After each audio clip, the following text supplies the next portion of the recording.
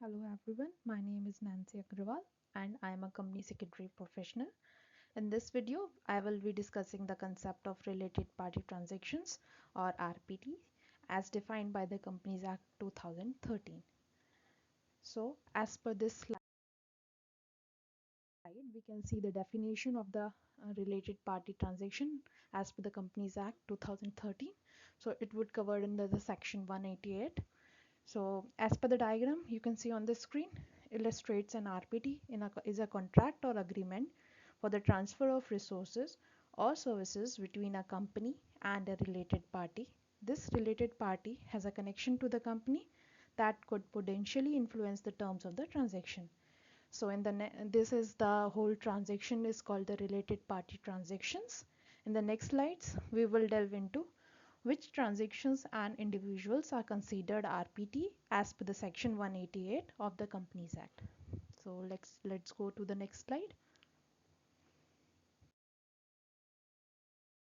The transactions that fall under this category includes the sale, purchase or supply of any goods or any materials, selling, disposing of or buying and leasing property of any kind, availing or rendering of any services, appointment of any agent to do the above transactions, appointment of related party to any office or place of profit in the company, its subsidiary company or associate company, and underwriting the subscription of any securities or derivatives of the company. Now in the next video, we will look at, on the next slide, who is considered as a related party. So first is the director, KMP, manager or their relatives will fall in RPT category. A firm where is a company's director, manager or their relative is a partner. A private company where a company director, manager or their relative is a member or a director.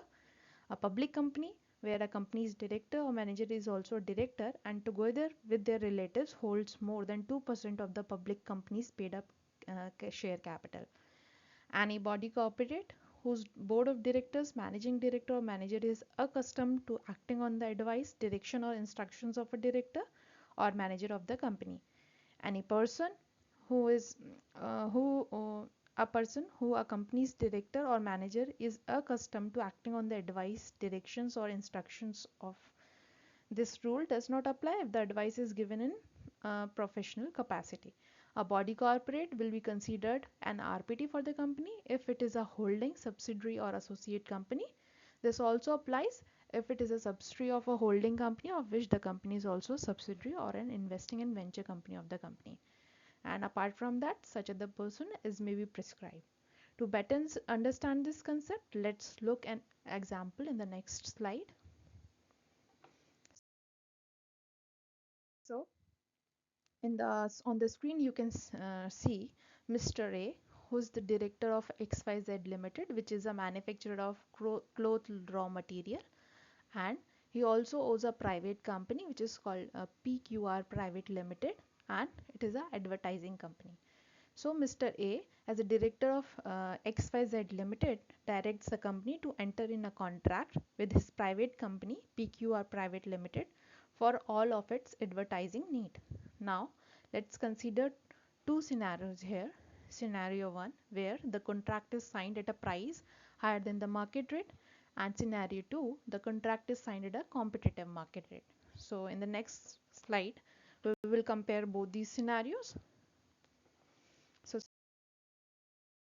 scenario 1, since it is signed at a price higher than the market rate, in this case the transaction is considered as a RPT because the transaction is with the related party that falls in the under a category, a private company where a director is a member or a director, because also the price is inflated, it is not at arm's length basis and benefits Mr. A's private company at the expense of company XYZ Limited. So this whole transaction is considered as a related party transaction. Now the scenario 2 in which the contract is signed at a competitive market rate, the transaction would not be considered as RPT if since it is a competitive market rate and represents a regular part of XYZ Limited business operations. Therefore, transaction is considered to be in the ordinary course of business and on arm's length basis. That so with this, that concludes this video. I hope this has provided you with a clear conceptual understanding of the related party transactions. If you would like a more detailed video on this topic or want me to cover any other specific topic from the Companies Act, please let me know in the comments below. Thank you for watching and I will see you in the next video. Take care.